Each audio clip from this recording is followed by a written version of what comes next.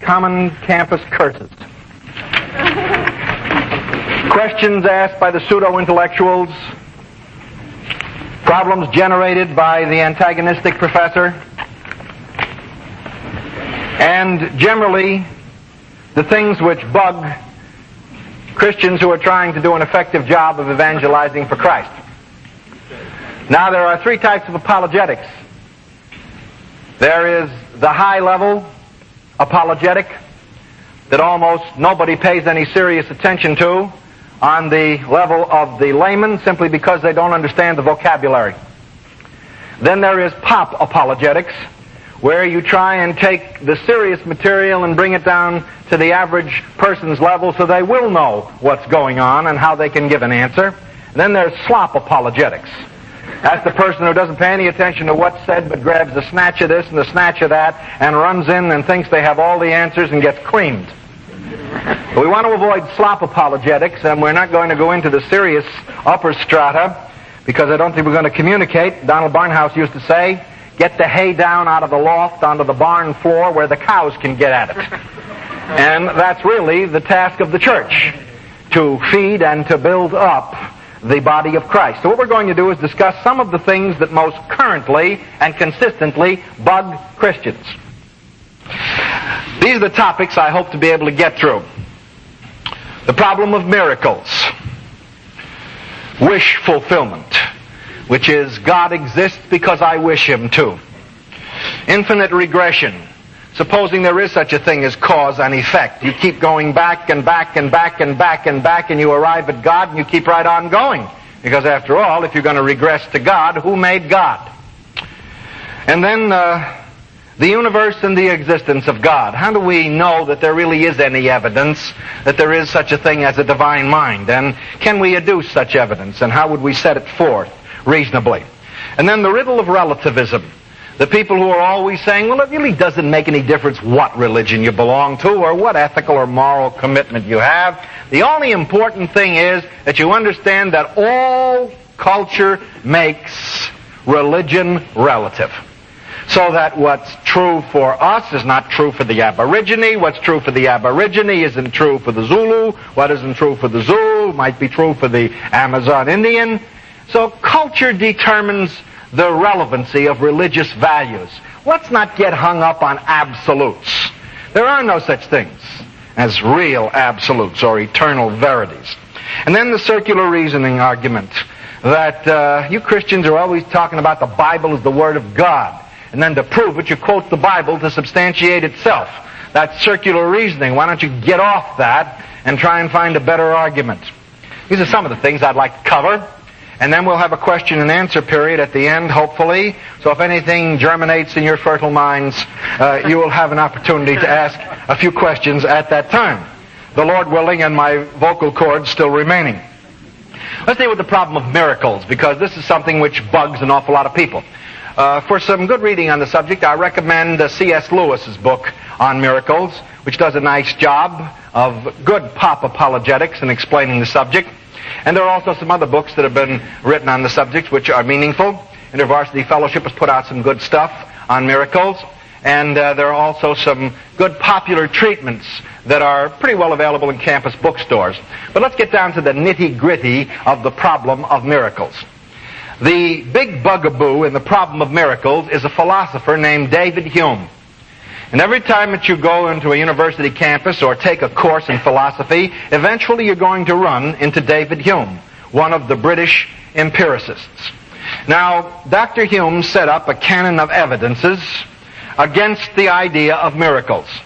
And his basic argument was this: a miracle is said to be an intervention into natural law, or a reversal of natural law by a divine being, ergo God.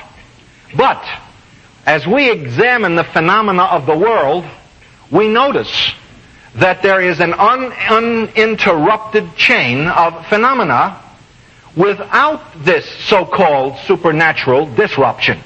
All of our experience tells us, for instance, that corpses once thoroughly dead are not resuscitated, that water will not support the weight of a human body. All of our experience tells us that you cannot feed 5,000 or 4,000 people with a minimal amount of bread and fishes. And that the miracles so-called in the Bible do not fit into the experience that man is capable of recording, that we can see and examine. So since we have no recapitulation of that, since we have no evidence that this happens to us, we are living in a closed system. And this natural order, to all intents and purposes, is not disrupted. Since a miracle is the disruption of the natural order, there are no miracles.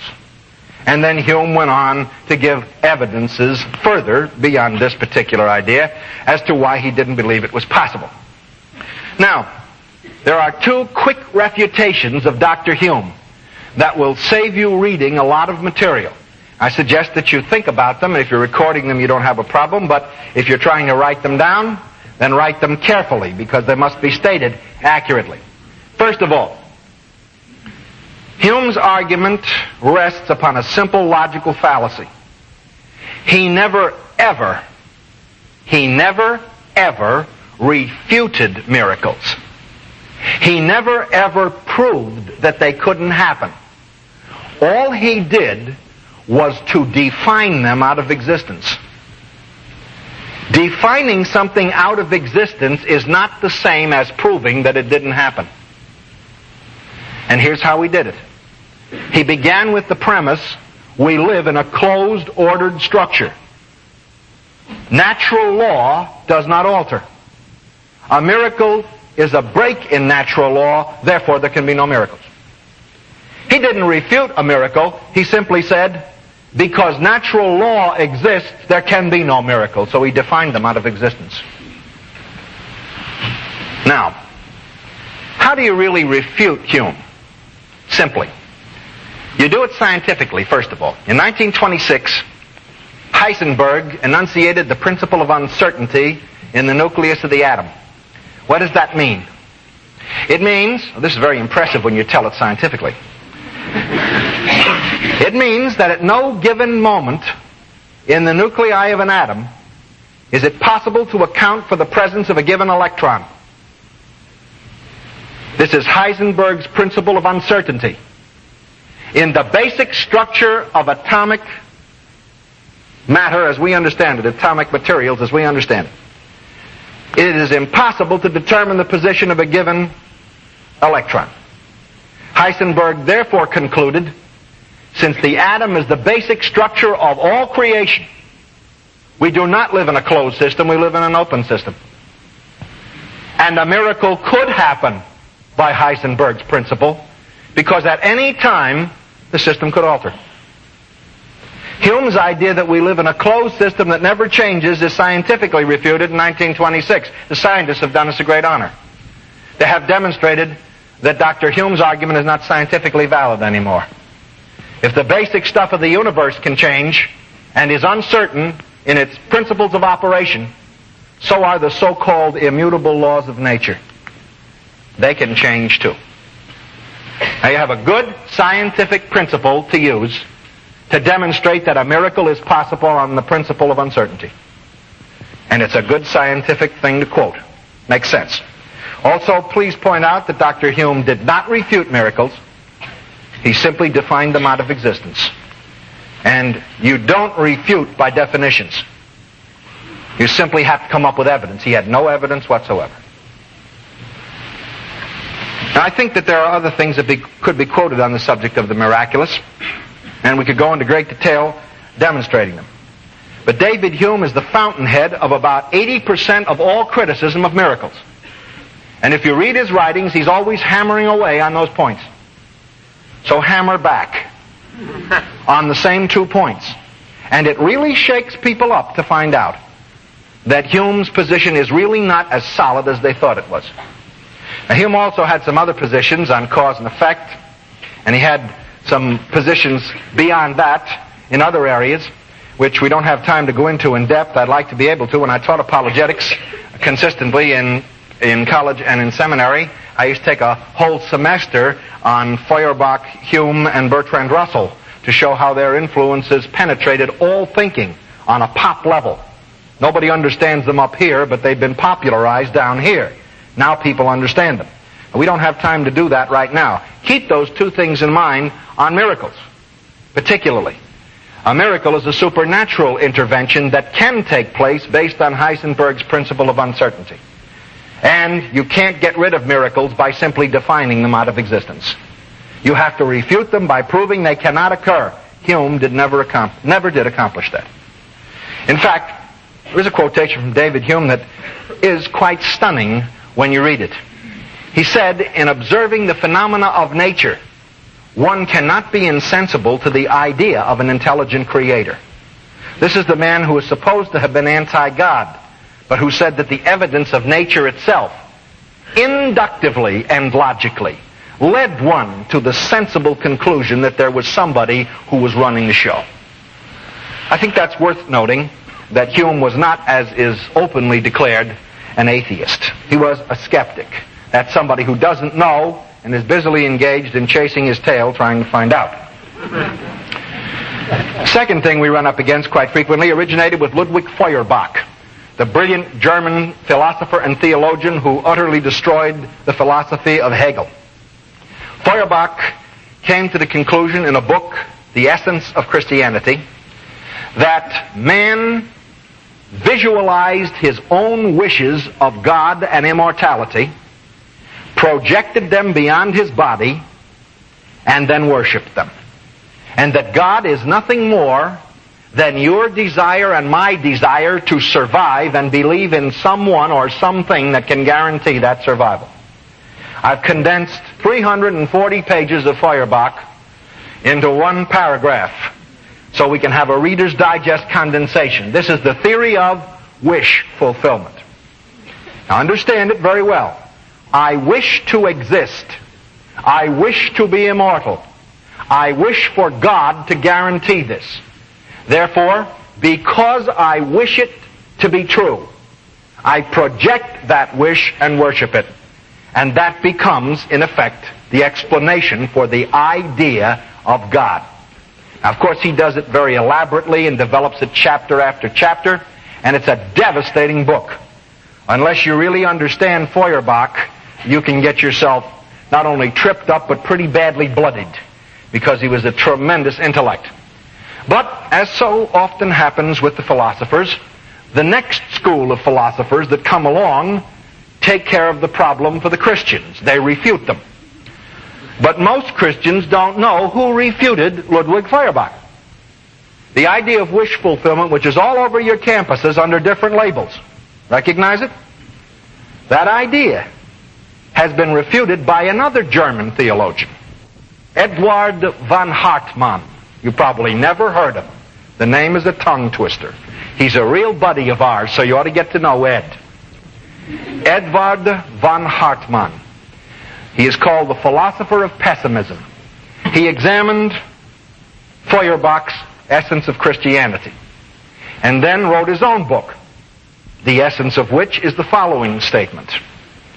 Professor Feuerbach's entire thesis rests upon a logical fallacy. He maintains that the desire to believe and the wish to believe is proof that there is no God. Says von Hartmann, let us demonstrate by analogy how fallacious this is. I am in bed suffering a night of agonizing pain. I wish and desire earnestly that dawn will come. The fact that I desire the dawn to come is not proof that dawn will not come.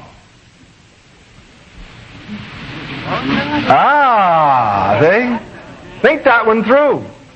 The fact that I desire dawn to come is not to be adduced as proof that dawn will never come.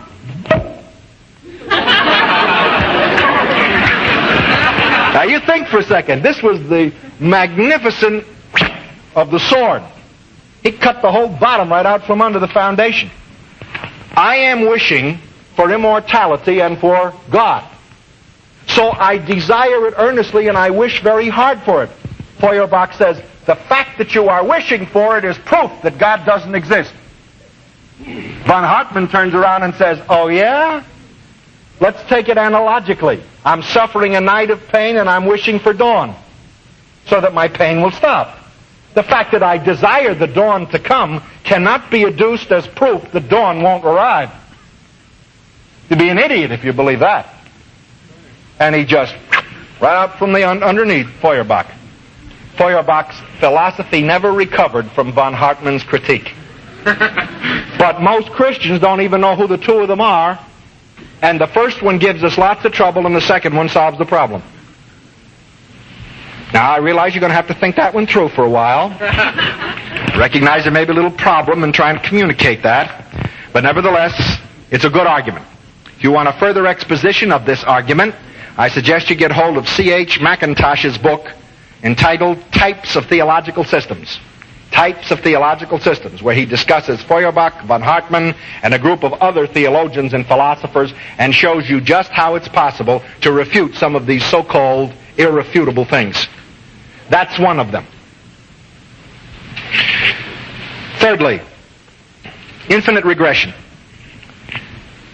You start talking about God and you say, well, we've got to begin someplace.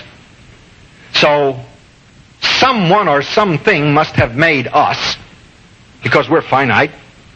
So let's regress back to the universe had to be made by something, and then we regress back from the universe to a force outside the universe that made it, and we arrive, as the argument generally goes, at God. So say the philosophers, you can't reason this way because you fall into the fallacy of infinite regression. The moment you get back to God, what is to stop you from saying, who made him? And then who made God? And who made God? And regress. And where do you end up? Total frustration. All right, is there a quick answer for the argument of infinite regression? Yes, there is. You may care to make a note of it. The argument runs this way. When a person is talking to you and says, you can't argue me back to God. Who made God? That's Bertrand Russell's great argument in his book, Why I Am Not a Christian. Incidentally, if you read the book carefully, you'll find out that Bertie is terrified of hell. He mentions it no less than 18 times in the book. And that's because his relatives were Christians and they brought him up to believe in Jesus Christ, and it never shook. Tried all his life to get away from him. He never got away. The last interview Bertrand Russell ever gave on television, he was asked the question, what would you like to be remembered for most? Your scientific and mathematical accomplishments, your philosophical accomplishments, or your humanitarian efforts? He said, I would like to be remembered, if at all, for the fact that I have tried to serve and to love my fellow man. The greatest of all maxims is thou shalt love thy neighbor as thyself. This is Bertrand Russell at 94. Spent his whole life trying to shake it, and he's back to it. And then the interrogator said to him, Dr. Russell, or Lord Russell, he said, we know that you're an atheist and you don't believe in God. And Russell said, no, that's not true. He said, I am an agnostic. I do not know if God exists. I never said he didn't exist. I only said I didn't know. And then the fellow said to him, well, supposing you are wrong, and he does exist, what would you claim as justification for your life? Russell sat in the chair, looked at the TV camera, and said, I suppose the fact that I have tried to fulfill the golden rule. So his justification at the end was what? He was going to be justified by the fact that he did listen to Jesus Christ. That to me is very significant about Bertrand Russell. Russell is the source of this criticism. Christianity cannot stand, and I won't be a Christian because I regress back to God and then beyond God who made him. So he gives up his faith. All right, now, how do you answer something like that quickly? Do it this way. Say to the person who gives you this argument, okay, let's assume that we have regressed from mankind through creation and the universe, and we are now back at God. The person says, all right, who made God? And you say, well, let's assume somebody did make him. Okay? All right. So what does it prove? It proves that we are not responsible to God's maker. We are responsible to ours.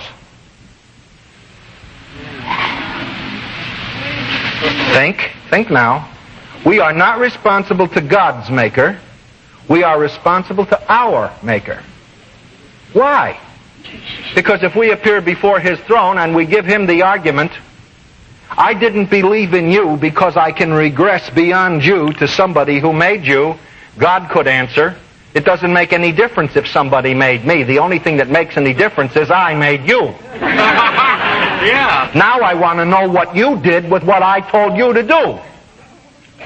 Very reminiscent of the hippies on trial in Chicago who were violently complaining to the judge that the judge had no authority to do anything to them. They were free moral agents. And the judge answered them by saying, I may not be the Supreme Court of the United States, but I do have enough authority to take care of you. 30 days. And he put him in. There's a lesson to be learned from that.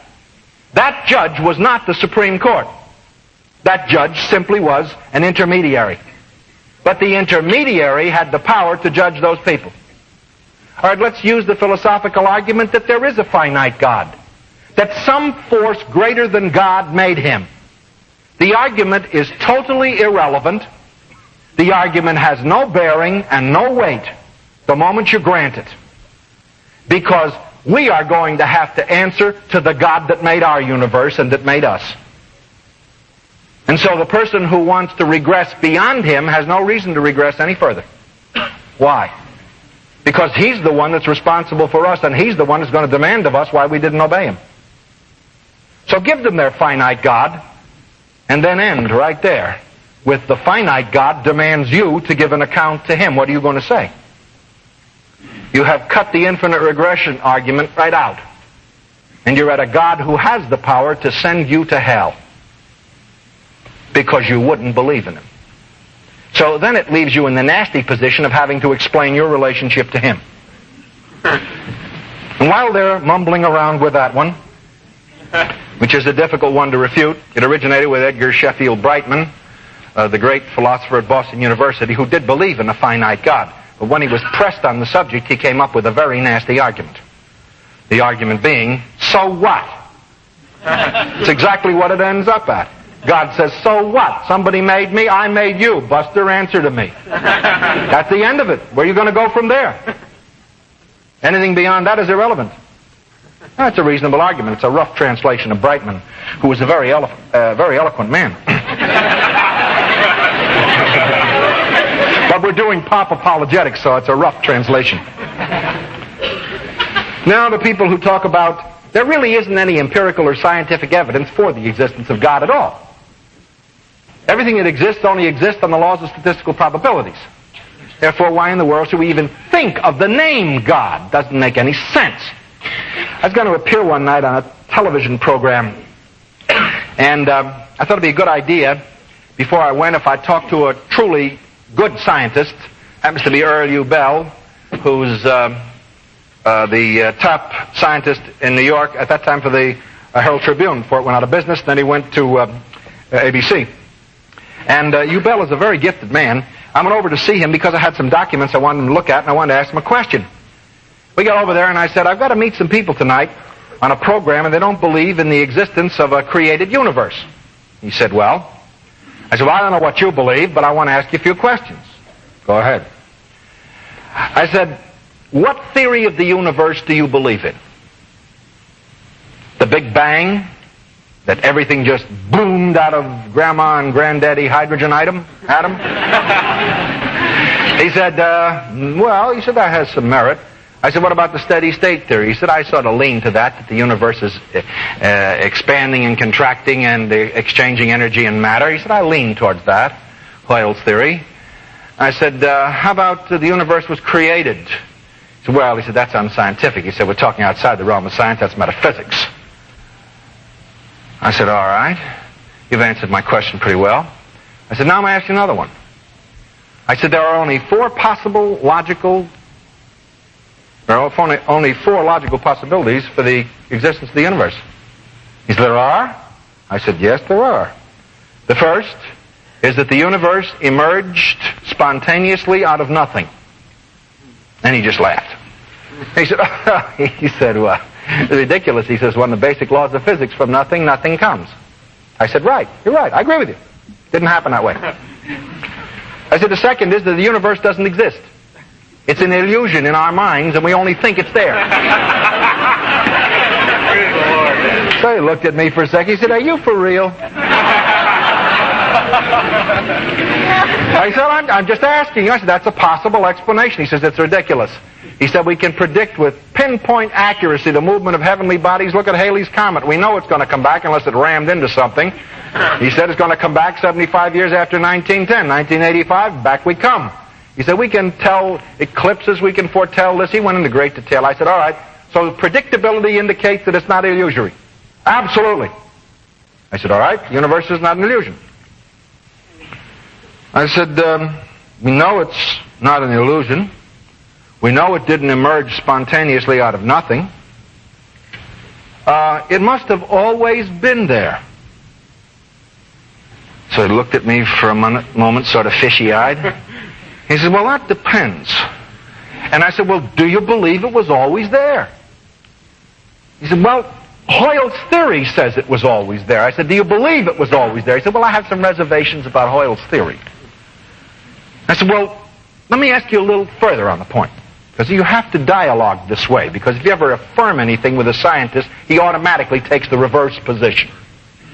You should always begin with interrogation, and then you're safe, because they don't know what you believe, so you won't have an argument right on the beginning of the discussion. And I said, let me ask you one more. I said, do you believe in the second law of thermodynamics? He said, yeah.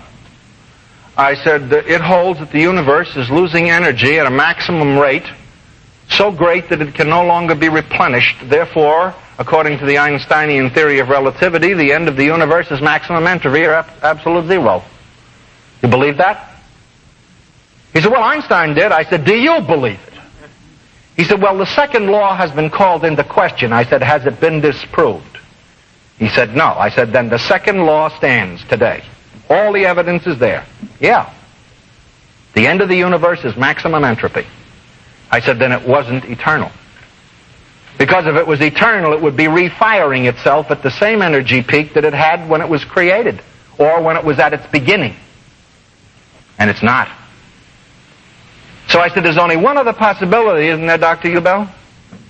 Something or someone outside this dimension of reality exercised a force infinitely greater than the universe at its maximum moment and brought it into existence. He said, that's metaphysics. I said, give me an alternative. I'm ready and willing. He said, well, there isn't a scientific alternative.